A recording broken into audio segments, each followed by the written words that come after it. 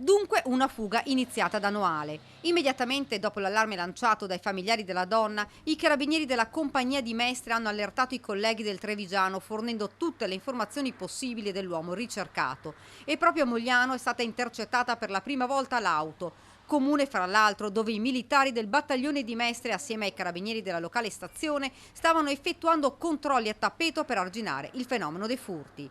Il cinquantenne ha continuato la sua corsa raggiungendo Via Volta. Qui ha perso il controllo del mezzo e si è schiantato contro il palo. Lo ha letteralmente divelto. A terra è rimasta una parte della macchina. Ma non si è arreso. Nonostante l'incidente, ha fatto retromarcia ed ha tentato di nascondersi con tutta la vettura dietro altre macchine parcheggiate. I carabinieri si sono avvicinati e lo hanno trovato nascosto rannicchiato nell'auto. Dentro l'abitacolo è stato trovato il coltello insanguinato utilizzato per accoltellare la donna. L'auto, sotto sequestro, è stata portata nella caserma dei carabinieri di Mogliano. L'uomo, prima a Treviso per essere ascoltato, poi per lui è scattato il fermo per tentato omicidio e lesioni. Ora si trova nel carcere di Santa Bona a Treviso.